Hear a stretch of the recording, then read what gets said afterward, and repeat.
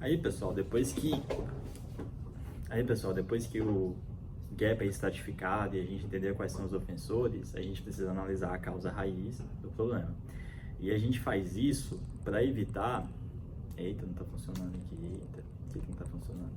Eita, aí funcionou. Beleza, deu certo. Aí, pessoal, depois que a gente faz a análise... Depois que é feita a análise de causa raiz... Calma aí, gente, vai dar certo. Depois que a gente estratifica o gap e vê quais são os gaps mais representativos, né, quais são os ofensores mais representativos dentro do nosso gap, a gente precisa analisar a causa raiz. E a gente precisa chegar na causa raiz para poder elaborar um plano de ação. Porque se a gente não fizer isso, qualquer plano de ação, sem ser baseado na causa raiz ou sem uma análise, ou ele não vai corrigir o problema, ou você vai estar fazendo uma ação que vai ser um chute, uma tentativa, uma suposição. Então, pensando no nosso exemplo lá de absenteísmo, a gente viu que um dos nossos ofensores é o clima de trabalho. Se a gente não fizer uma análise consistente do que é o problema nesse clima de trabalho, a gente pode acabar tendo alguma ação que não vai reverter o problema. Então, imagina que a gente supõe, sem rodar uma pesquisa de clima, sem nada, de que o problema do clima de trabalho é que os gestores eles não são muito experientes com gestão. E a gente vai lá, investe, faz um treinamento de liderança e depois descobre que isso não teve efeito nenhum, que continuou com o clima de trabalho sendo um ofensor representativo dentro do nosso gap. Então isso vai gerar um desperdício, né? E a gente vai ter que fazer uma nova ação para tentar reverter esse ofensor de clima de ambiente de trabalho, gerando algum tipo de retrabalho. Então, a gente pode também, né, tá atacando sintomas e não a causa, quando a gente não faz a análise de causa raiz, não faz uma análise consistente. Cara, seu computador tá travando. Às vezes ele para de passar. Eu fiquei desconfortável com esse exemplo que eu dei aqui. Eu acho que a pesquisa de clima tem toda a companhia, né? Enfim. Vamos lá. Isso vai te dar trabalho para editar aqui, que eu vou continuar da metade do raciocínio. Cara, enfim, qualquer coisa a gente vai ter que... Tá.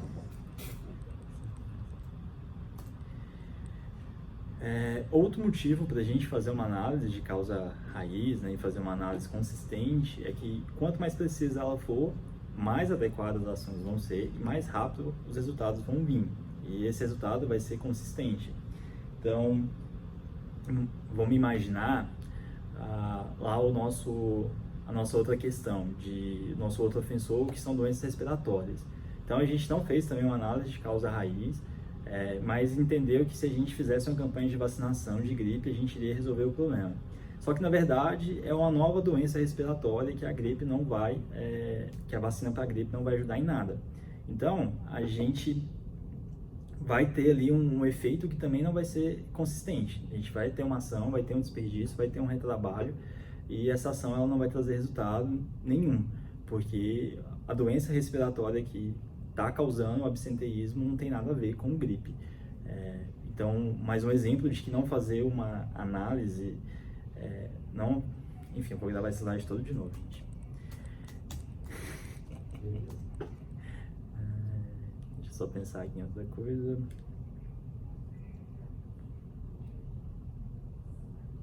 Ok, pensei em dois exemplos que eu não vou me expor. Muito bom. Então, pessoal, depois de identificado quais são os meus ofensores dentro do meu gap, quais são os ofensores mais representativos, eu preciso fazer uma análise de causa raiz. E por que eu faço essa análise? Os dois primeiros pontos, né, é que qualquer análise que eu faça, qualquer ação que eu faça sem uma devida análise, eu vou estar fazendo um chute, uma tentativa ou uma suposição. E o segundo ponto, né, é que eu posso estar tratando um sintoma ou um efeito e não necessariamente a causa. E essas duas situações, elas vão gerar desperdício e retrabalho. Então, um dos nossos ofensores, que eu dei de exemplo ali, pensando no nosso gap de absenteísmo, era doença respiratória. Então imagina que, como é muito comum, a gente vai supõe que o problema das doenças respiratórias é gripe, e a gente vai e faz uma vacinação para a gripe, para o vírus da gripe. E isso não resolve, as pessoas continuam se afastando, continuam faltando no serviço por motivo de doença respiratória. Então, porque a gente não fez uma análise, né, e não entendeu de fato o que aconteceu, a gente teve um desperdício ali de fazer uma campanha, de gastar com vacina, e vai ter um retrabalho para continuar resolvendo esse problema. Então, a gente não analisou de forma consistente e gerou esse desperdício. Um outro motivo é que quanto mais preciso a análise for, mais adequada vão ser as ações, o resultado vai vir mais rápido e de forma consistente. Nossa.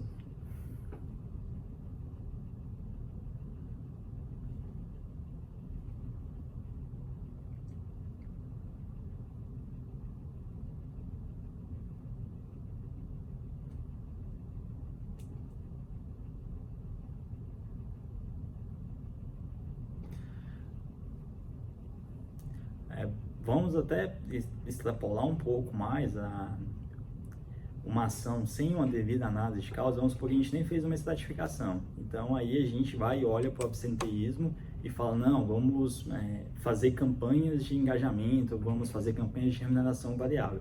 E a gente nem estratificou o nosso problema para saber o que explica o nosso gap. A gente nem sabe que parte do nosso gap é por clima de trabalho, parte é por doenças respiratórias e parte deles são pelos feriados nacionais.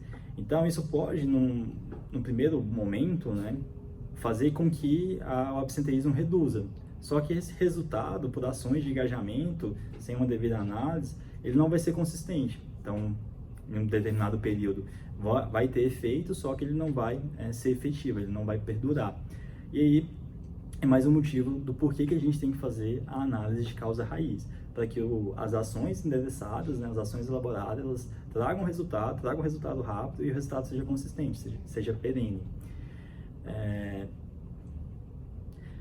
Aí mais um terceiro motivo, né, para fazer uma análise de causa raiz é a gente evitar os vieses e as tendências que a gente tem por causa da experiência, que está tudo relacionado com o que a gente falou aqui. Então, lá no primeiro momento a gente falou, pô, as pessoas estão se afastando e o motivo do afastamento é doença respiratória, então vamos vacinar para gripe.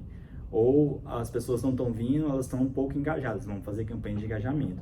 Isso pode ser decisões, né, e tendências que a gente tem por algumas experiências que a gente viveu. Então, nesse contexto, o ideal é que a gente traga outras pessoas com outras vivências para aprofundar a análise. Então, é importante, né, quando for analisar a causa raiz, trazer outras pessoas, outras cabeças, outras opiniões para dentro da discussão. Então, esses são os motivos do porquê que a gente faz uma análise de causa raiz.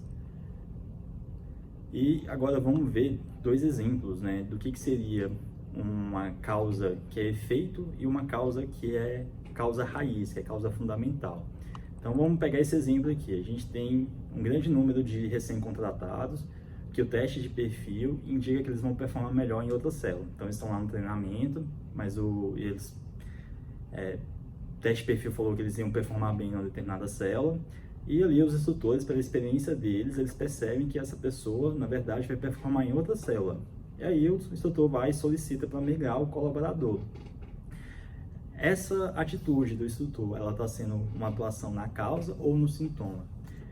Nesse caso, ele está atuando no sintoma, porque ao invés de você ir lá resolver o problema da inconsistência do teste de perfil, você está ali no meio do caminho corrigindo um problema gerado e sem ser na causa, né?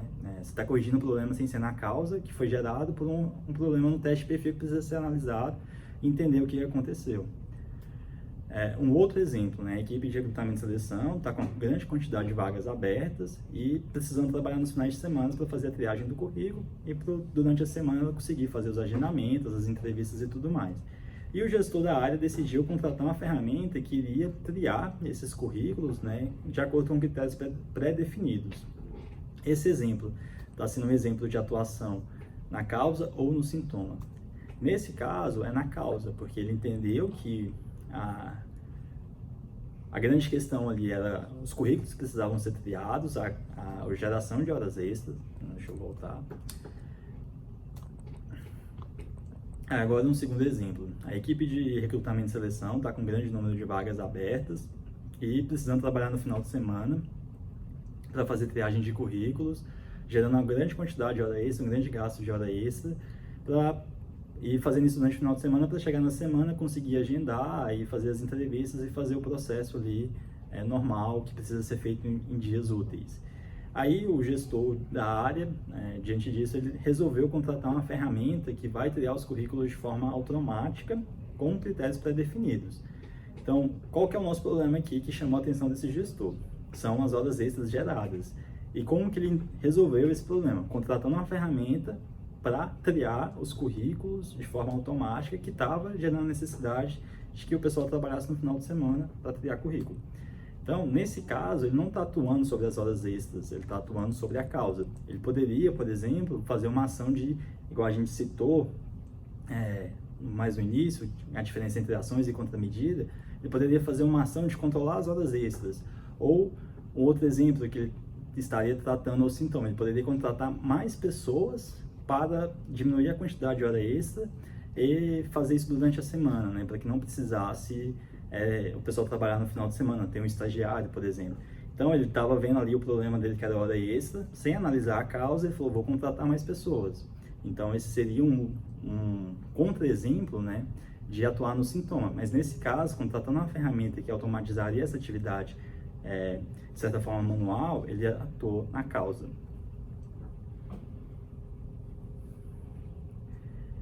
E aí, com algumas prováveis causas ali levantadas, deixa eu beber um...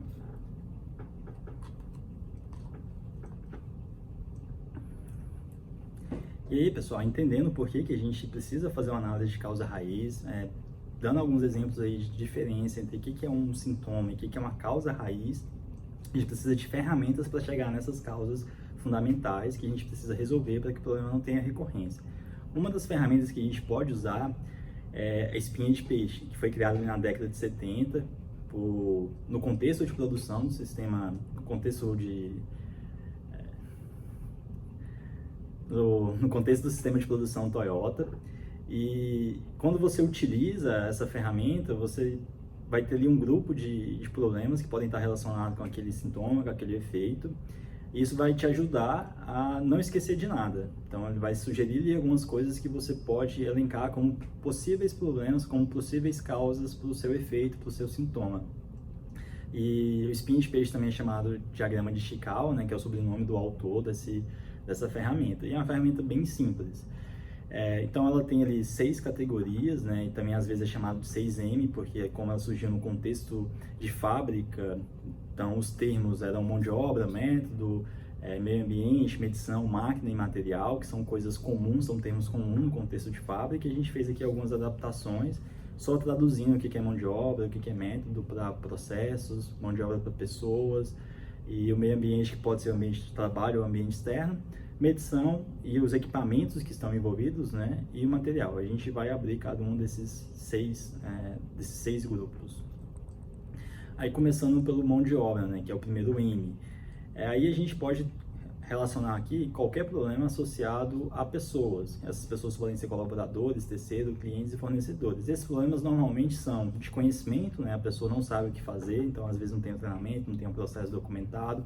Habilidade, que aí é falta de viver aquele processo, de praticar, ou algum problema de atitude ou comportamento que prejudicou a entrega. O próximo M, que é material, então aí qualquer problema relacionado à matéria-prima do processo, então aí até extrapolando um pouquinho o contexto de fábrica, né, que é comum a gente pensar em matérias-primas, mas qualquer coisa que a gente use no processo, físico ou digital, é uma matéria-prima. O exemplo que eu trouxe aqui é que a gente não tem canetas com tinta ou em número suficiente para aplicar um teste durante os recrutamentos e seleção, isso pode gerar algum tipo de atraso no processo.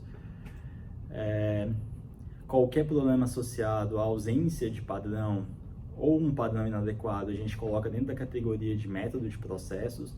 Aí um exemplo, que o curso do treinamento, ele é ministrado de acordo com a experiência do instrutor, sem ter um modelo pré-definido, sem ter ali um roteiro. Problemas associados à máquina, equipamentos ou componentes ligados à estrutura física, a gente coloca dentro do grupo de máquinas e equipamentos, né? Aí mais um exemplo, pensando no processo de recrutamento e seleção, poucos computadores em bom estado de funcionamento para aplicar os testes, que gera atraso no processo. Aí o grupo de meio ambiente, e aqui a gente pode extrapolar tanto para o ambiente externo, né, pensando em fatores e fenômenos naturais, quanto ambiente de trabalho também, que de alguma forma pode prejudicar a gente. Então, uma queda de energia impediu que a gente realizasse os atendimentos, caiu um raio no gerador, algo desse tipo. Aí pensando também no processo de recrutamento e seleção, mais próximo da nossa realidade. Então lá na nossa sala, onde os testes são aplicados, o ar-condicionado parou de funcionar, é um dia quente em Goiânia, então não dava para fazer o processo, teve que pausar, adiar, isso acabou comprometendo lá a entrega de pessoas na operação. No grupo de medição ou medida, então um exemplo, né? Aqui pode ser qualquer coisa, pode ser tanto uma métrica mal definida que está induzindo a decisões erradas, então, sei lá, um cálculo que a gente está fazendo de absenteísmo, de turnover, a gente está usando uma métrica que não faz muito sentido e acabando induzindo a gente a tomar decisões erradas e gerando um resultado ruim lá na frente. Ou a ausência dessa medição, ou até mesmo inconsistência nessa medição que é feita. Então, qualquer uma dessas coisas pode, de alguma forma, prejudicar a nossa decisão, o nosso processo e a nossa entrega. E aí, então a gente passou por esses 6 M's, né? Deu alguns exemplos aí em cada um desses M's e o que a gente pode colocar. E a gente vai ali pensando, a gente reúne pessoas, né? Pessoas relacionadas ao processo, com pontos de vista diferentes.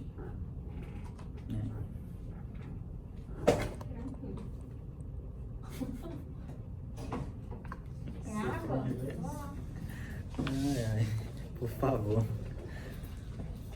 Obrigado, Jeff. Sem passar a boca no seu copo. Você quer pegar?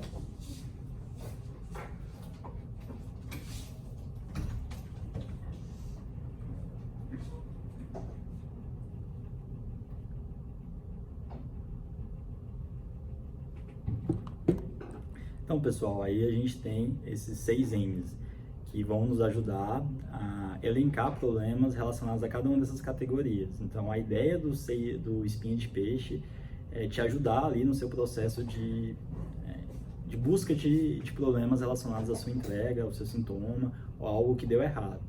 Então, quando a gente faz essa análise de espinha de peixe, elenca ali quais os potenciais problemas, causas relacionados, a gente precisa entender quais são as causas fundamentais relacionadas àquilo que você elencou. Então, uma ferramenta super simples que a gente usa, que também surgiu dentro do contexto ali do sistema de produção Toyota, são os 5 porquês. E que consiste basicamente em você perguntar por quê sucessivas vezes até que a gente chegue na causa raiz, até que não seja mais possível perguntar o porquê. Então, um bom exemplo, né, que eu sempre trago é um provérbio chinês que falam que por causa de um prego ou perdeu-se a guerra. Mas aí quando você vai aprofundando a história, você entende que por causa de um prego não tinha ferradura, por causa da ferradura não tinha um cavalo, por causa de um cavalo a mensagem não foi entregue, a mensagem continha ali um plano de estratégia de guerra que acabou fazendo com que aquele exército perdesse a guerra. Então, se a gente for aplicar os 5 porquês nesse exemplo, a gente ficaria dessa forma. Então, a gente tem um problema que é a perda da guerra e a gente vai analisando ali quais foram a sequência de ações que aconteceu e que gerou a perda da guerra. Então, de novo, a mensagem, o cavalo, a ausência da ferradura, porque não tinha um prego e porque não havia gestão de suprimentos na guerra. Então, essa é a causa raiz. Então, nesse caso aqui, a gente iria elaborar um plano para implantar a gestão de suprimentos de guerra, para evitar que isso voltasse a acontecer. Obrigado, Jefferson. Igual a gente já mencionou várias vezes, um bom plano de ação, ele vai eliminar a causa raiz, que vai evitando a recorrência. E esses planos de ação, eles devem ser objetivos, né, específicos e preventivos. E ações corretivas, elas fazem sentido, elas precisam ser executadas, mas elas não vão eliminar o problema, elas vão apenas corrigir ou mitigar os efeitos. E para elaborar um plano de ação, e a gente tem vários métodos, mas o principal e o mais famoso é o 5W2H. E ele leva esse nome, né, porque são 5 Ws em inglês e 2 Hs também em inglês. E vou passar por cada um desses significados de cada W. Então, o primeiro W é o quê? O que a gente vai fazer? Qual a ação que a gente vai executar? O segundo é a causa raiz. Aí, essa causa raiz veio lá da nossa análise anterior, que a gente começou identificando o nosso problema, estratificando, entendendo o porquê dele, para agora a gente chegar na parte de elaborar um plano. E o plano tem que estar muito bem alinhado à causa raiz. E a gente só consegue fazer um plano que seja de contramedida, que vai evitar recorrências, se a gente identificar a causa raiz de forma consistente. Aí o plano ele também precisa ter um responsável, que é o who.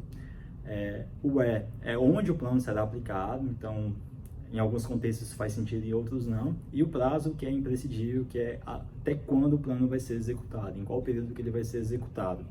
Aí o how, que é o como, que aí a gente começa a falar dos 2 Hs, é o passo a passo da ação. Então, quais ações que a gente vai fazer para executar aquele plano. E também o how much, que é quanto custa aquela ação, quanto custa aquele plano. Então, o 5W2H é uma ferramenta que a gente consegue até extrapolar para outros contextos, até contextos pessoais, enfim. Então, vou fazer uma viagem, eu consigo usar o 5W2H para estruturar e planejar a minha viagem. E, enfim, não só no contexto de trabalho. Eu preciso, enfim, reformar a minha casa.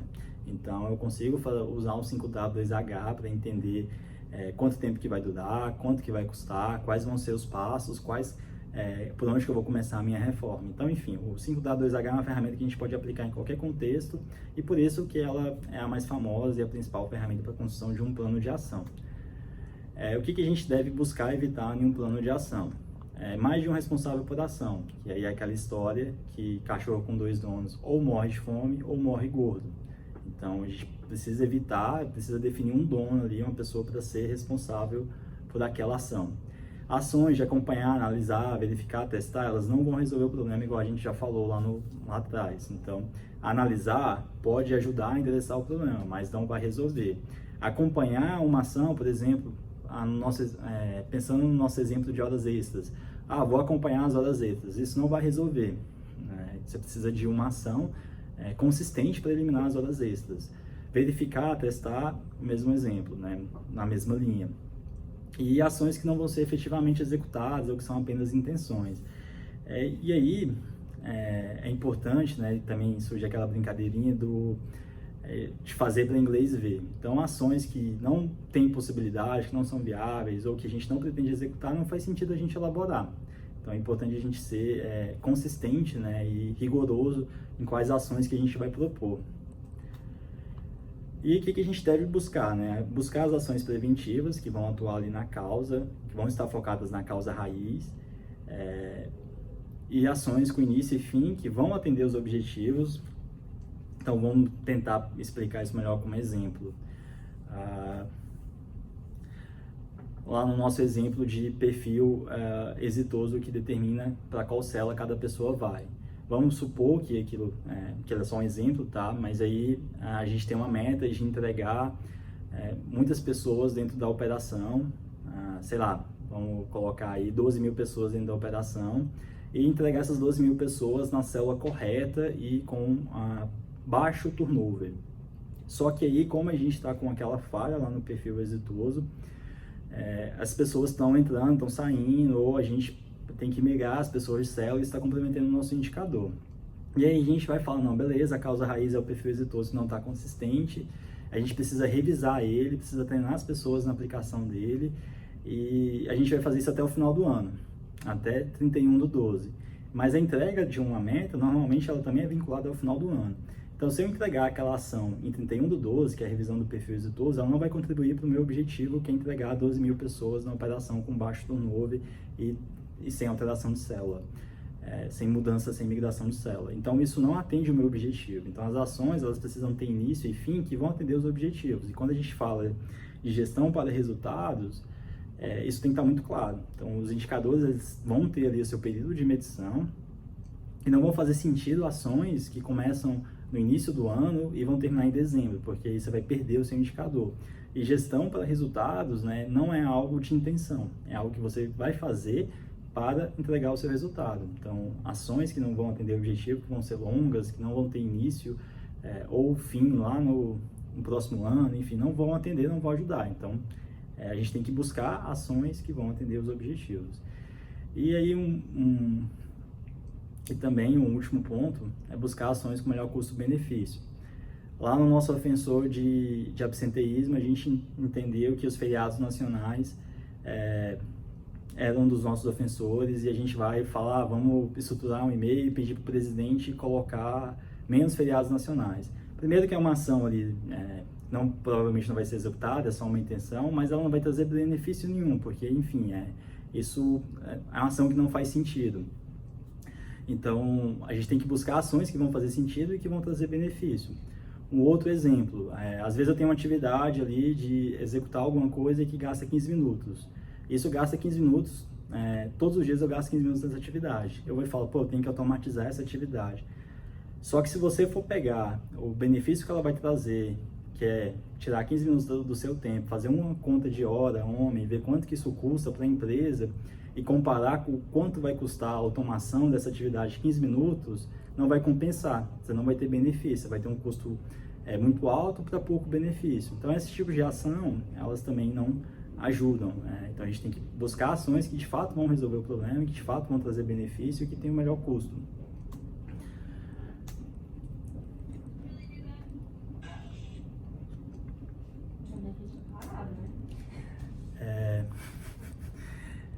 Aí, ainda falando sobre como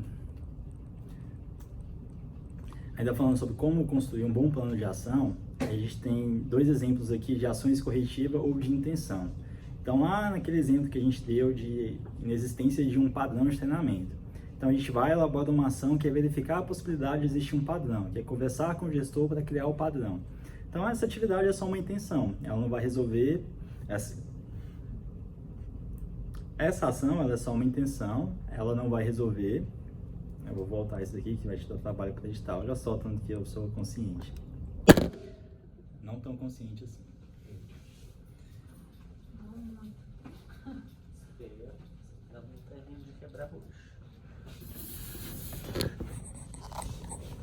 É porque eu gesticulo muito, eu tô balançando, vibrando aí. Emoção.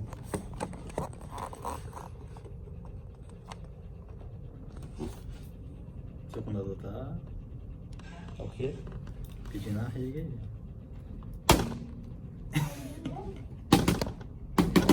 Olha só. É igual você.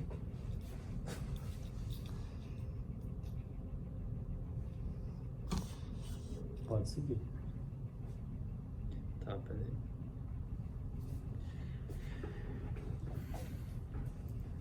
Aí, ainda falando sobre construir um bom plano de ação, a gente tem aqui dois exemplos de uma ação corretiva e de uma ação de intenção. Então, a primeira, a nossa causa raiz, que a gente identificou lá na nossa análise de Ishikawa, que é a falta de um padrão de treinamento.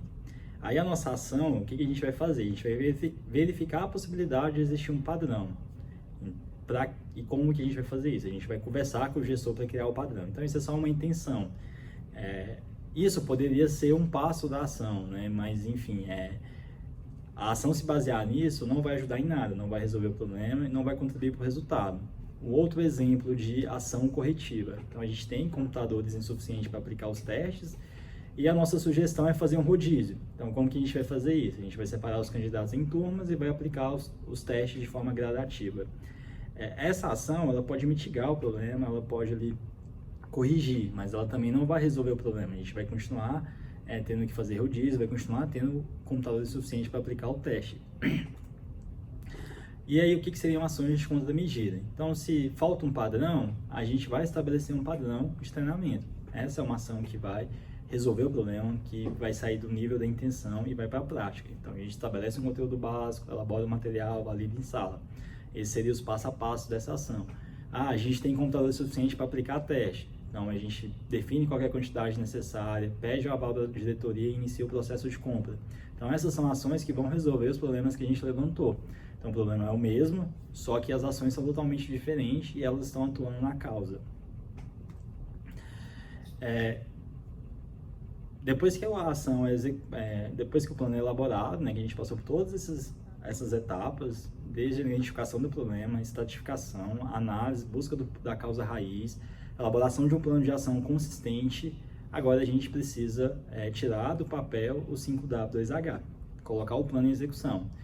E aí, quanto mais tempo, né, até voltando lá naquele primeiro slide que a gente viu, quanto melhor o planejamento, mais fácil vai ser a execução. E um exemplo disso, provavelmente muita gente conhece, é daqueles prédios japoneses, chineses, que são levantados em pouco tempo. Só que antes de eles irem lá e fazer a execução daquele prédio, eles gastaram muito tempo planejando, fazendo os pré-moldados e tudo mais. Eles só chegam lá e montam. Então, por isso que a execução deles é muito rápida. E além disso, né, poderia falar, pô, mas gastou muito tempo, é o mesmo tempo de uma obra normal, feita com alvenaria, enfim. Mas esse planejamento que eles fizeram é escalado, né? É escalável. Então, eles podem replicar e podem construir outros prédios semelhantes, usando os mesmos pré-moldados, o mesmo planejamento, e não lá só executar. Então, esse tempo que eles gastaram no planejamento trouxe uma execução muito rápida, uma execução muito eficiente e que atende ao objetivo. Agora, falando sobre monitorar resultados. Como eu mencionei, né, a gente pode ter várias formas, a gente pode ter uma ferramenta de BI para acompanhar os resultados, pode ter algum painel de Excel. Eu trouxe aqui um exemplo, né, do indicador de absenteísmo que a gente acompanha, enfim, na época que a gente construiu esse material, não sei, enfim, a gente acompanhava dessa forma, mas aí vão existir diversas formas. A gente pode fazer rituais de gestão, que aí são momentos dedicados para a análise dos indicadores que cada pessoa é responsável, rodar o PDCA em cima desses indicadores.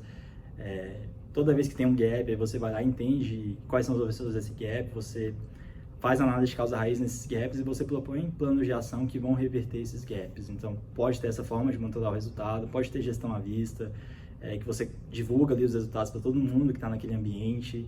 Reuniões de resultados que as pessoas só comunicam o que fizeram, quais foram os resultados alcançados, sem rodar o PDCA. Então, existem diversas formas de monitorar o resultado.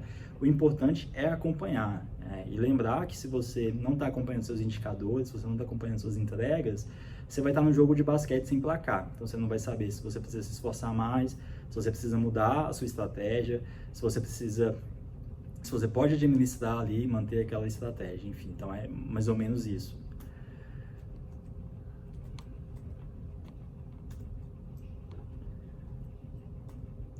Aí a gente tem, depois que a gente passou por todas essas fases, fez um bom plano, executou, viu os resultados desse plano, e aí a gente vai ter dois caminhos, né? Ou a gente padroniza e fala, não, eu consegui alcançar a minha meta, e esse processo, esse plano que eu elaborei, ele vai me dar consistência para que eu continue alcançando essa meta.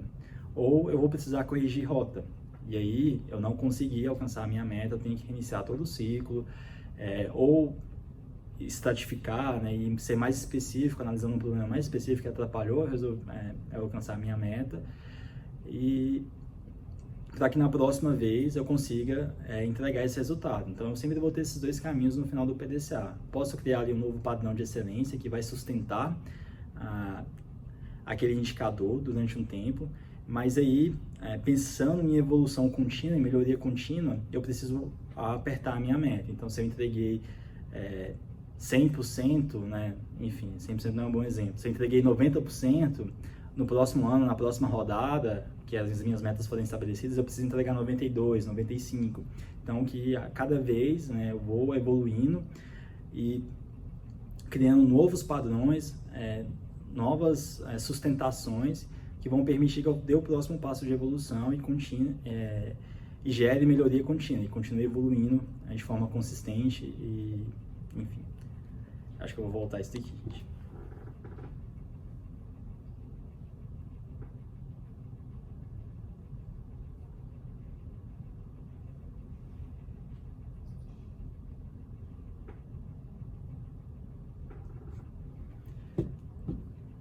minha namorada é doida.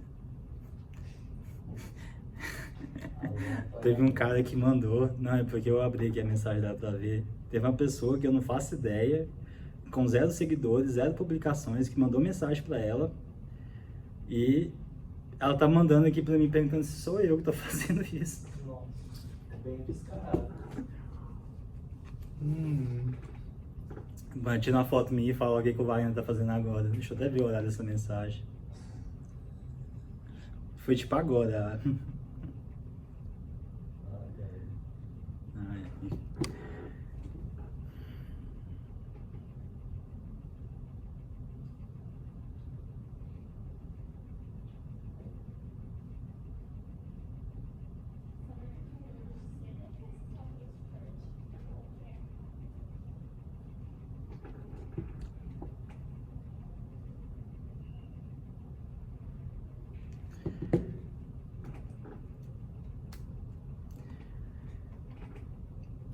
Aí depois que eu monitorei, chequei os meus resultados e comparei com qual era a minha situação desejada, eu vou ter 2 caminhos. Ou eu alcancei a situação desejada que eu gostaria, minha meta, meu objetivo, ou eu não alcancei. Então, de acordo com esses 2 contextos, eu vou ter ações diferentes para fazer. Caso eu tenha alcançado a minha situação desejada, eu vou criar ali um novo padrão e eu vou estabelecer isso em processo. Eu crio um fluxo de atividade, crio uma instrução de trabalho, ou enfim, defino isso como um modelo a ser seguido. Caso contrário, eu preciso corrigir rota, e aí eu posso ou ser mais específico, entendendo qual foi o problema que atrapalhou, ou eu posso voltar lá para o início do ciclo e, enfim, fazer um novo processo, um novo plano. Então, são esses 2 caminhos quando eu chego no A. Ou eu corrijo, ou eu padronizo. E mesmo no caso de padronizar, isso não encerra, né, o ciclo. Então, eu preciso continuar fazendo melhorias contínuas. Então, eu criei um novo padrão de performance e agora eu preciso evoluir isso. Então, imagina que minha meta era uma SLA de entrega de pessoas na operação de 90%. E eu cumpri essa meta no exercício que passou. Então, no próximo ano, o ideal é que minha meta suba. Ao invés de ser os 90%, seja 92%. Então, eu preciso, de novo, rodar o PDCA, criar um novo plano para que eu consiga entregar essa meta. E eu vou fazendo isso sucessivas vezes, gerando melhoria contínua. Então, essa é a ideia do ciclo, né? Eu faço o primeiro plano, executo, checo. Se ele deu certo, eu posso padronizar e rodo novamente para gerar melhoria contínua. Se ele deu errado, eu faço um novo plano para corrigir o que deu errado.